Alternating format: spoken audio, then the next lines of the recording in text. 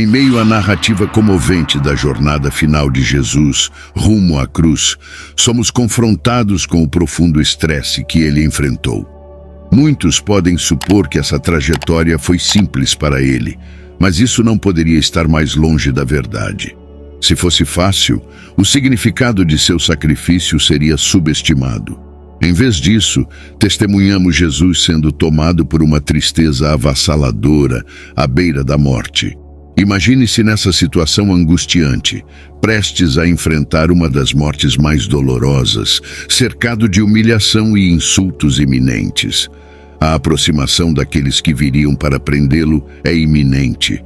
O relato de Lucas nos leva desde a profunda oração de Jesus no Getsêmani, onde sua fé em Deus é reafirmada, até seu sepultamento. A Bíblia nos conduz através dos passos finais de um homem inocente que escolheu morrer pelos outros. Cada um dos evangelhos nos presenteia com uma narrativa vívida do tempo que Jesus, junto com seus discípulos e outros, passou no jardim do Getsêmani, momentos cruciais antes de sua prisão. É um relato de profunda agonia e entrega. Jesus, em angústia, se prostra e ora ao seu Pai clamando, e indo um pouco adiante, prostrou-se sobre o seu rosto, orando e dizendo: Meu Pai, se é possível, passa de mim este cálice. Todavia, não seja como eu quero, mas como tu queres. Mateus 26, versículo 39. Mais adiante, ele repete essa súplica. E indo segunda vez orou, dizendo: Meu Pai, se este cálice não pode passar de mim sem eu o beber, faça-se a tua vontade. Mateus 26, versículo 42. Essas palavras ecoam através dos séculos, revelando a profunda submissão de Jesus ao plano divino, mesmo em face do sofrimento iminente.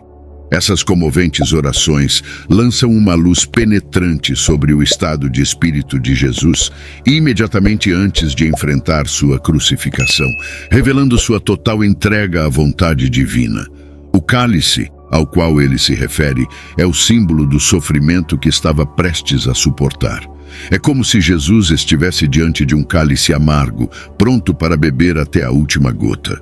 Em Mateus 20, versículo 22, Jesus aborda o tema do sofrimento ao perguntar aos discípulos. Jesus, porém, respondendo, disse: Não sabeis o que pedis.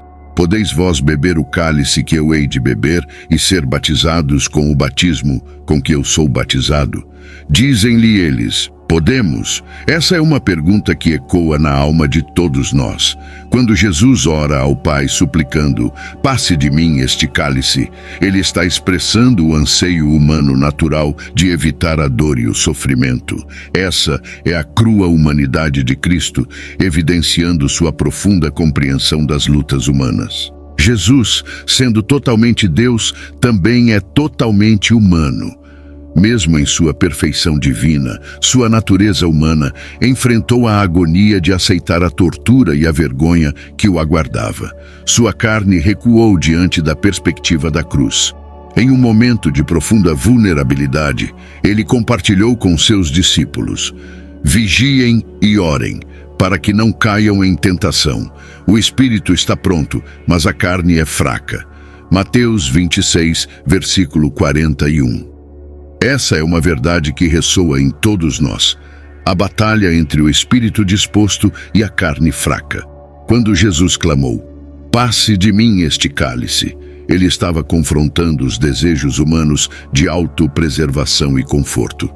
Essa luta foi intensa, marcada pela tristeza, até a morte.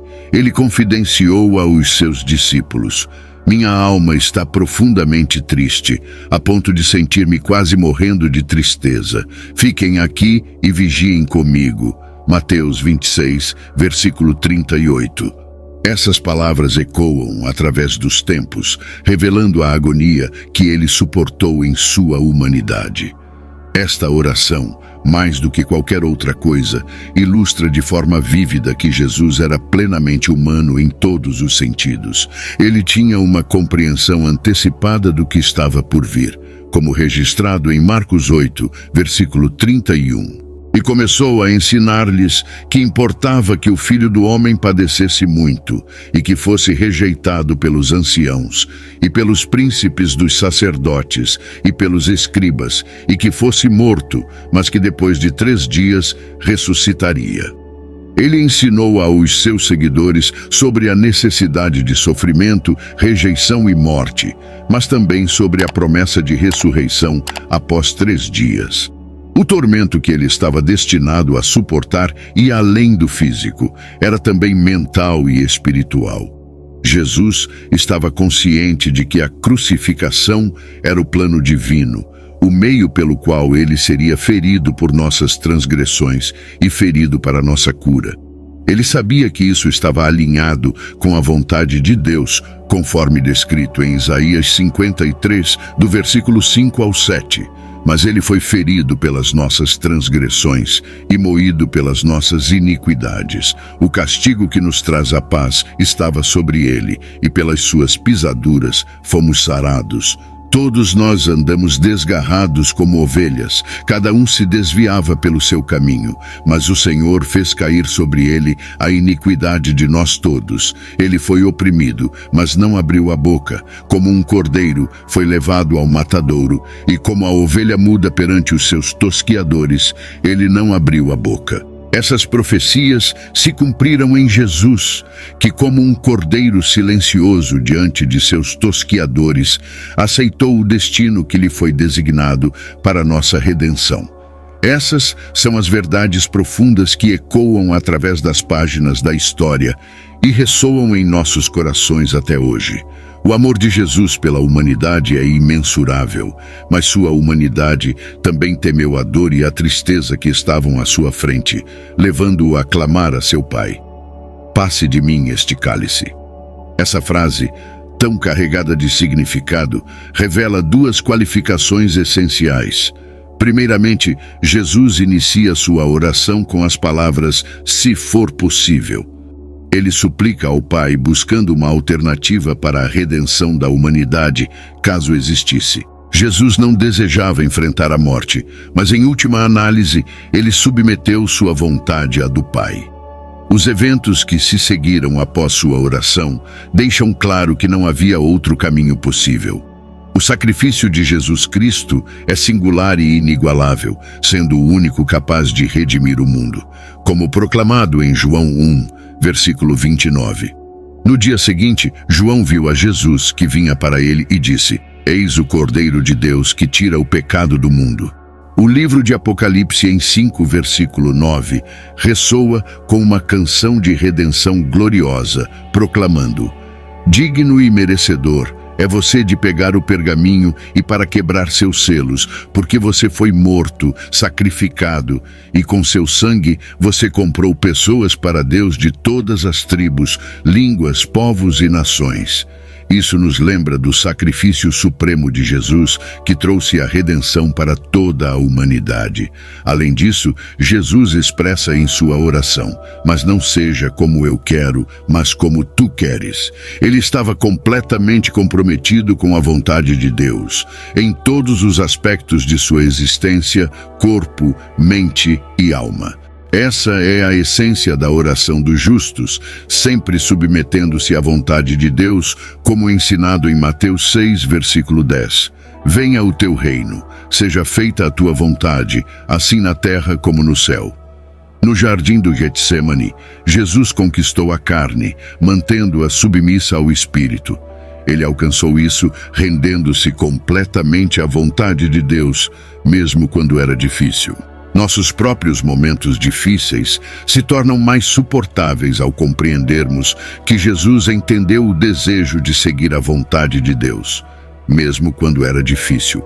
Ele compreendeu o conflito entre a vontade da carne e a vontade de Deus, e isso nos oferece conforto e encorajamento.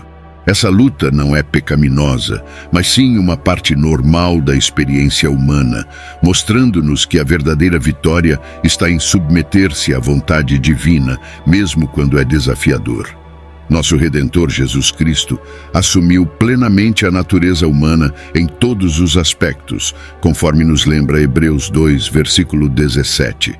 Era essencial que ele se tornasse como nós, seus irmãos na humanidade, para poder compreender plenamente nossas lutas e necessidades. Ele se tornou um sumo sacerdote misericordioso e fiel, capaz de fazer expiação pelos pecados do povo, apagando o pecado e proporcionando reconciliação entre Deus e a humanidade. Jesus veio com uma missão clara: buscar e salvar os perdidos. Ele teve sucesso em completar essa missão, mesmo que isso exigisse que ele bebesse até o fim do cálice do sofrimento. Sua oração revela a profundidade e qualidade de sua relação com o Pai. Foi uma prova extremamente difícil, como evidenciado pela agonia profunda e angústia quase mortal que ele enfrentou no jardim, conforme descrito em Lucas 22, versículos de 43 a 45. Enquanto Jesus lutava em oração, seus discípulos, incapazes de compreender plenamente a gravidade da situação, adormeceram. Um anjo veio do céu para fortalecê-lo nesse momento crucial. Ao levantar-se da oração, Jesus encontrou seus discípulos dormindo de tristeza e os exortou: "Por que vocês estão dormindo? Levantem-se e orem para que não caiam em tentação." Lucas 22, versículo 45. Essas palavras ecoam até hoje, lembrando-nos da importância da vigilância espiritual, mesmo nos momentos mais difíceis. A aparição de um anjo para confortar Jesus no jardim do Getsêmani é profundamente significativa. Ela simboliza a disposição do céu em estar ao lado de Jesus enquanto ele enfrenta seu chamado. Mesmo diante da rejeição iminente e da morte, Jesus entrega seus fardos a Deus. Este é um retrato profundamente humano de Jesus, lidando com uma gama de emoções enquanto enfrenta sua própria morte. Lucas, ao retratar Jesus dessa maneira, não diminui sua divindade. Pelo contrário, ele nos mostra um Jesus que pode se relacionar com nossas fraquezas e traumas, como afirmado em Hebreus 4, versículo 15. Porque não temos um sumo sacerdote que não possa compadecer-se das nossas fraquezas, porém um que, como nós, em tudo foi tentado, mas sem pecado. Esses versículos revelam o caráter de Jesus e nos mostram como podemos enfrentar as grandes provações da vida que Deus nos envia. Eles nos apresentam um homem que depende completamente de Deus e está determinado a fazer sua vontade, mesmo diante das circunstâncias mais difíceis. Essa é uma fonte de encorajamento e inspiração para todos nós, mostrando que, assim como Jesus, podemos confiar em Deus em meio às adversidades e permanecer firmes em sua vontade. Observamos um indivíduo lidando com dificuldades, que busca conforto e orientação em Deus, e outro que canaliza suas profundas emoções através da oração a Deus. Jesus também passa por esse desafio, recebendo, no entanto, não uma isenção, mas sim o vigor necessário para superá-lo. Ele questiona a possibilidade de um outro caminho, mas manifesta sua resolução de aderir ao plano divino. Em resposta, o céu concede a Jesus a fortaleza necessária para cumprir sua missão, desconsiderando seu apelo por uma alternativa. O texto destaca essa harmonia entre a aceitação do chamado divino e o suporte celestial provido. Ilustra-se através deste trecho aspectos notáveis da índole de Jesus ao encarar sua provação crucial. Ao orar, ele compartilha abertamente seu sofrimento e seu anseio por Deus, mantendo sua prática de comunicação com o divino, inalterada pelos eventos extraordinários de sua existência. Com frequência, deixamos de recorrer a Deus com nossas necessidades quando estamos ocupados demais.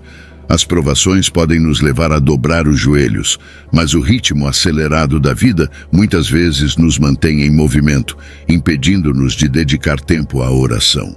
No entanto, esse não era o caso de Jesus. Seu exemplo nos lembra que a oração é essencial mesmo em meio ao caos. A oração de Jesus não era apenas um ritual superficial, era repleta de honestidade, emoção e dor. Ele nos ensina que a verdadeira oração exige esforço e sinceridade. Muitas vezes, em vez de nos empenharmos verdadeiramente na oração, apenas inclinamos a cabeça, fechamos os olhos e permitimos que nossas mentes vagueiem. Na oração, Jesus demonstrou tanto honestidade quanto humildade. Ele expressou sinceramente sua esperança de que Deus encontrasse outra maneira, mas estava ainda mais comprometido em fazer a vontade divina.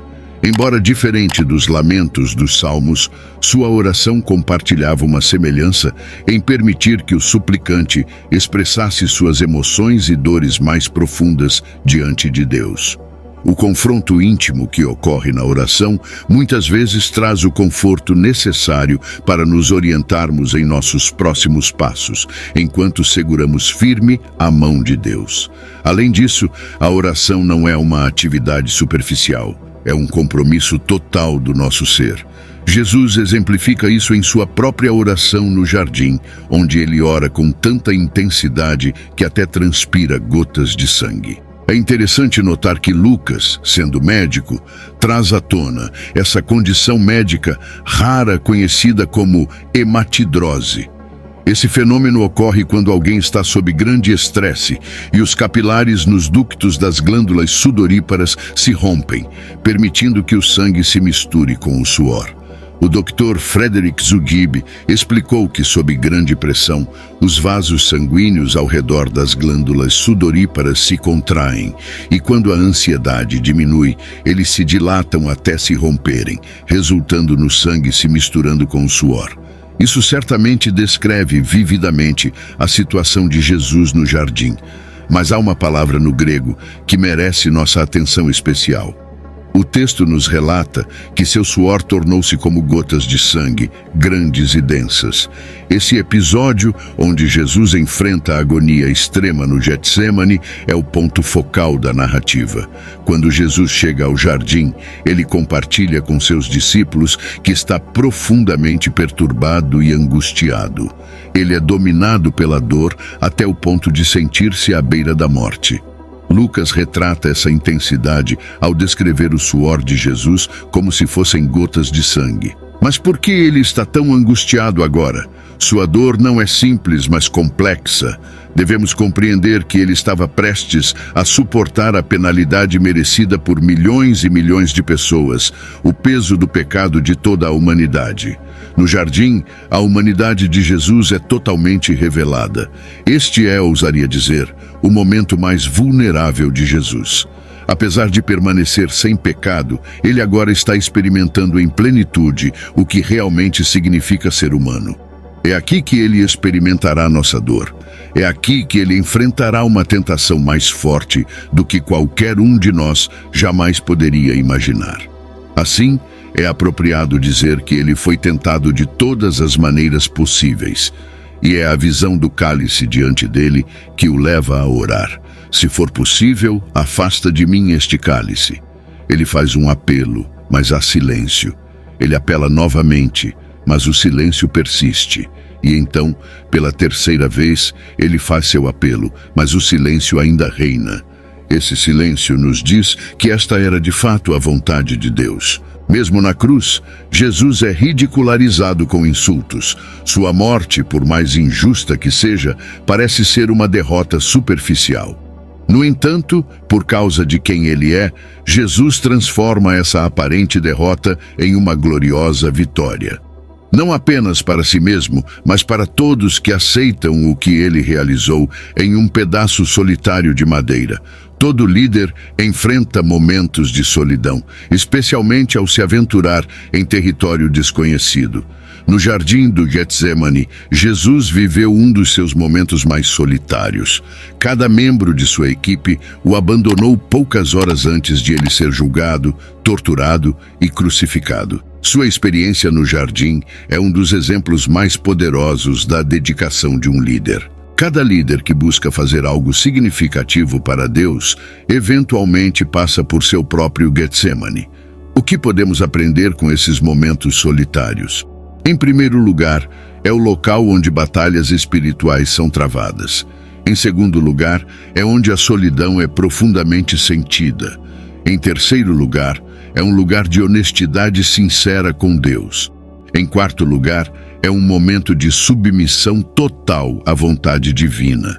E, finalmente, é onde a força é recebida para enfrentar os desafios que estão por vir. Este versículo é crucial para a nossa compreensão, porque lança luz sobre a solidão e a dor experimentadas por Jesus no Getsemane, o que, por sua vez, nos ajuda a compreender a importância do que aconteceu ali.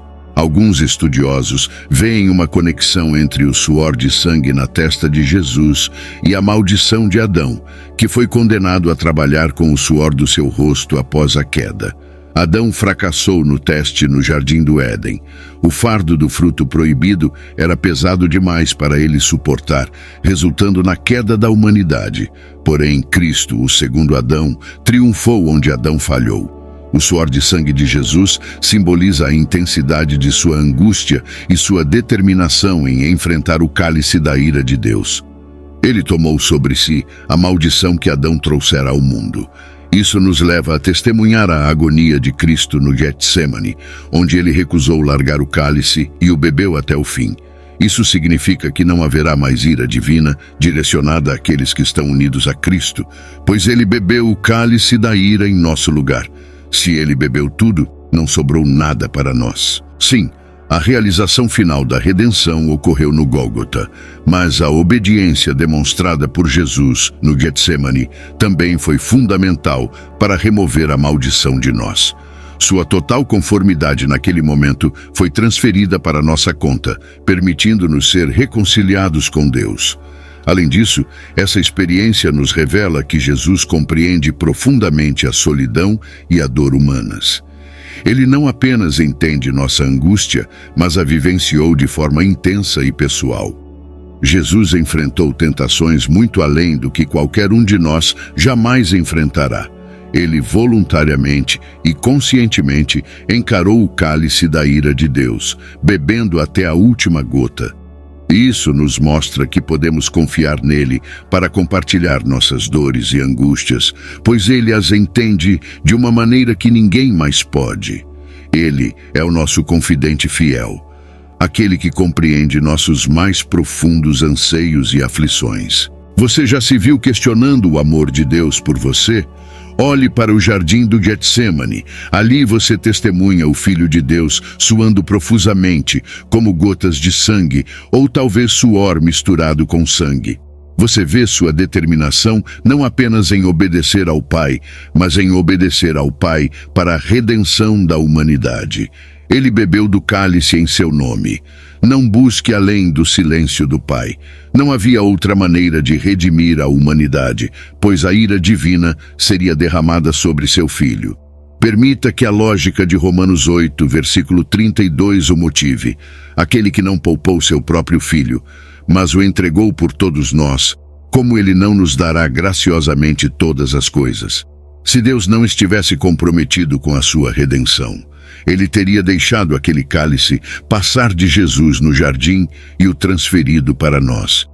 Ele teria permitido que a humanidade fosse engolida por sua ira, preservando seu Filho. No entanto, ele não fez isso, não apenas porque ele nos ama, mas porque isso é quem Deus é.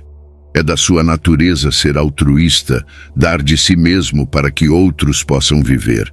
Portanto, tenha fé nisso. Quem pode estar contra você se Deus está do seu lado?